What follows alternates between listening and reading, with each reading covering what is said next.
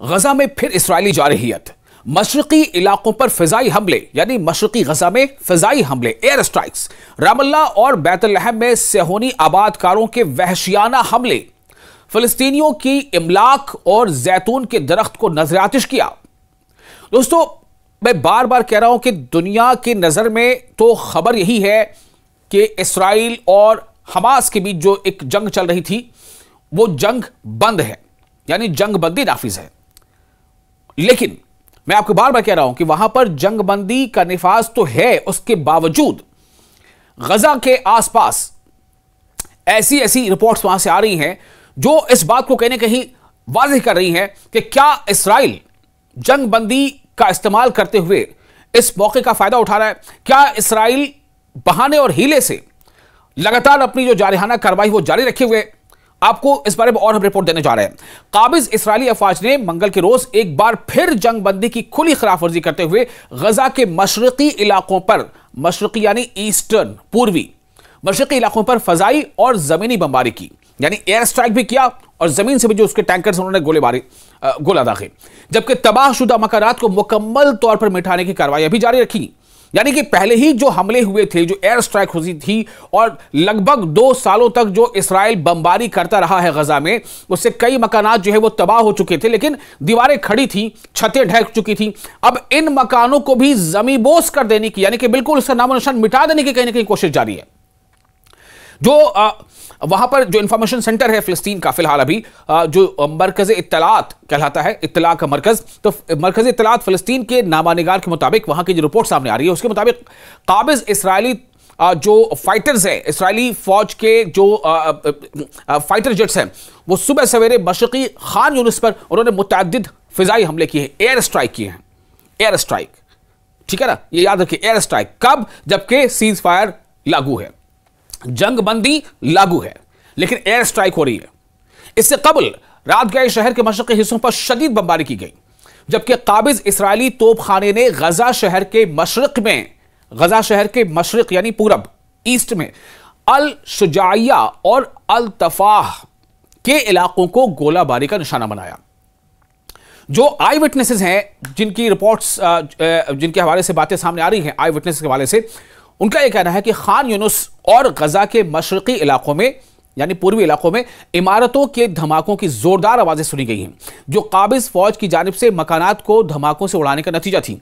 यानी कि अब आप देखें, पहले तो कहीं ना कहीं लगातार बमबारी जो 2 सालों तक होती रही है, उसके नतीजे में कई इलाके से लोग बिल्कुल वहां से छोड़ के चले गए, या तो जो लोग वहां पर थे, जो उसका सामना कर रहे थे, डट कर मुकाबला कर रहे थे, उन्हें उम्मीद थी कि शायद ये हमले आज रुक जाए, कल रुक जाए, लेकिन वो कहीं ना कहीं हमले की जद में आ गए, उनकी मौत हो गई, वो इस दुनिया से जा चुके। तभी जो आंकड़ा है वो इन 2 सालों में तकरीबन 80,000 से ऊपर है। हालांकि कुछ रिपोर्ट से कहती है कि उसमें मतलब 1-1.5 लाख 2 लाख तक की मौतें हो चुकी हैं। अब जो लोग बचे थे, जो उस दरमियान वहां से चले गए थे कहीं अपनी जान बचाने के लिए, वापस जो आए हैं, अब वो देख रहे हैं कि उनके मकानात जो है वो आधे अधूरे हैं।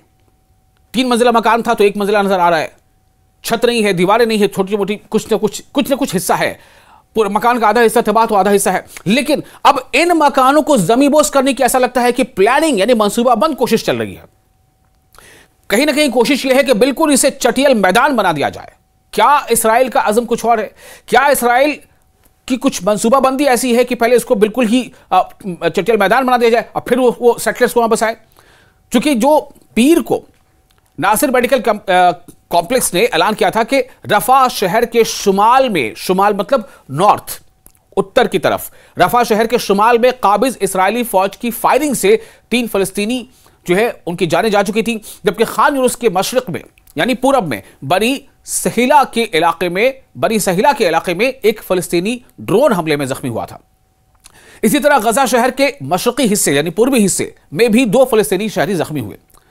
जो वहां लोकल सोर्सेज हैं वो ये बता रहे हैं कि किसी न किसी जगह पर, किसी न किसी हिस्से में इस्राएली हमले हो ही रहे हैं, कभी एयर स्ट्राइक होते हैं। अब आप देखिए, ये अभी तक का सीज फायर के बाद से 5वीं या 6ठी बार है कि एयर स्ट्राइक हुआ है, और जब हो रहा है तो काफी देर तक होता है। एयर स्ट्राइक, फिर तोप से दागा जाना, फिर बहरिया का भी इस्तेमाल किया जाना, वो सब कुछ जारी है।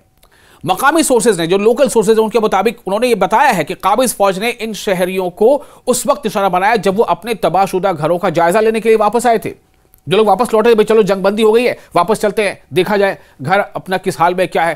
तो जो लोग वापस आ रहे हैं अपने घरों का जायजा लेने के लिए, उनको निशाना बनाया जा रहा है। गजा की वजारत सेहत के मुताबिक काबिज इसराइल की जानिब से जारी नस्लकुशी यानी जिसे जेनोसाइड कहते हैं, और कहत यानी स्टारवेशन कहत भूखे रखना, कहत की जंग के नतीजे में 7 अक्टूबर 2023 से अब तक 68,000 से जायद लोग जो है उनकी जानें जा चुकी हैं, और 1,70,000 के आसपास जो आंकड़ा है उसके मुताबिक इतने फलस्तीनी जख्मी हो चुके हैं। ये हालात हैं।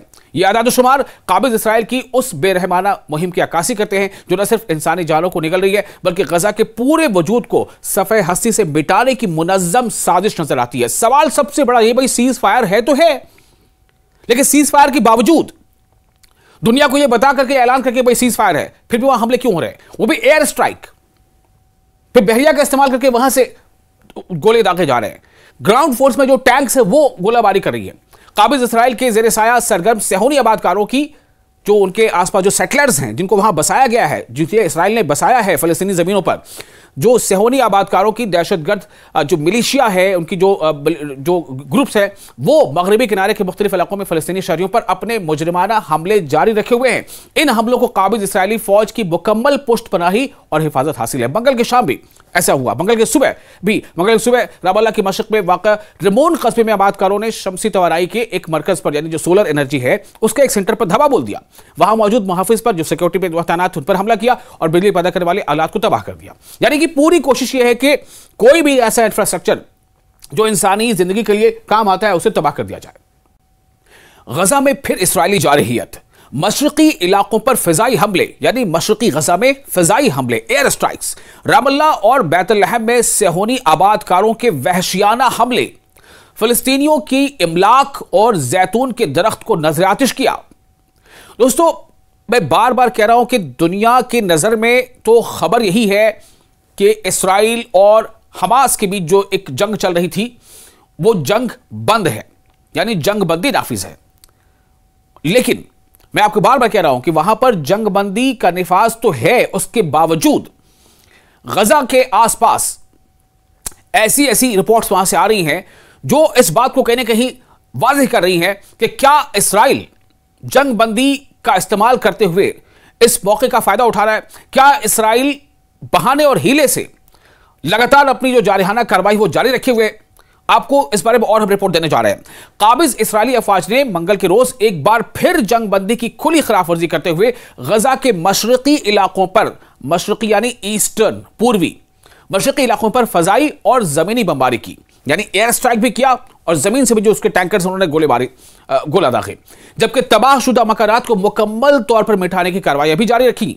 यानी कि पहले ही जो हमले हुए थे, जो एयर स्ट्राइक हुई थी, और लगभग 2 सालों तक जो इसराइल बमबारी करता रहा है गजा में, उससे कई मकानात जो है वो तबाह हो चुके थे, लेकिन दीवारें खड़ी थी, छतें ढह चुकी थी। अब इन मकानों को भी जमीबोस कर देने की, यानी कि बिल्कुल उसका नामो निशान मिटा देने की कहीं ना कहीं कोशिश जारी है। जो वहां पर जो इंफॉर्मेशन सेंटर है फिलिस्तीन का, फिलहाल अभी जो मरकज इत्तलात कहलाता है, इत्तला का मरकज, तो मरकज इत्तलात फिलिस्तीन के नामानिगार के मुताबिक वहां की जो रिपोर्ट सामने आ रही है उसके मुताबिक काबिज इसराइली जो फाइटर्स हैं, इसराइली फौज के जो फाइटर जेट्स हैं, वो सुबह सवेरे मशरकी खान यूनिस पर उन्होंने मुतअद्दिद फिजाई हमले किए हैं, एयर स्ट्राइक किए हैं। एयर स्ट्राइक, ठीक है ना, ये याद रखिए, एयर स्ट्राइक। कब? जबकि सीज फायर लागू है, जंग बंदी लागू है, लेकिन एयर स्ट्राइक हो रही है। इससे कबल रात गए शहर के मशरकी हिस्सों पर शदीद बमबारी की गई, जबकि काबिज इसराइली तोपखाने ने गजा शहर के मशरक में, गजा शहर के मशरक यानी पूरब, ईस्ट में अल शुजाइया और अल तफाह के इलाकों को गोलाबारी का निशाना बनाया। जो आई विटनेसेस हैं, जिनकी रिपोर्ट्स, जिनके हवाले से बातें सामने आ रही हैं, आई विटनेस के हवाले से, उनका यह कहना है कि खान यूनुस और गजा के मशरकी इलाकों में, यानी पूर्वी इलाकों में, इमारतों के धमाकों की जोरदार आवाजें सुनी गई हैं, जो काबिज फौज की जानिब से मकानात को धमाकों से उड़ाने का नतीजा थी। यानी कि अब आप देखें, पहले तो कहीं ना कहीं लगातार बमबारी जो 2 सालों तक होती रही है, उसके नतीजे में कई इलाके से लोग बिल्कुल वहां से छोड़ के चले गए। या तो जो लोग वहां पर थे, जो उसका सामना कर रहे थे, डट कर मुकाबला कर रहे थे, उन्हें उम्मीद थी कि शायद ये हमले आज रुक जाए, कल रुक जाए, लेकिन वो कहीं ना कहीं हमले की जद में आ गए, उनकी मौत हो गई, वो इस दुनिया से जा चुके। तभी जो आंकड़ा है वो इन 2 सालों में तकरीबन 80,000 से ऊपर है। हालांकि कुछ रिपोर्ट से कहती है कि उसमें मतलब 1-1.5 लाख 2 लाख तक की मौतें हो चुकी हैं।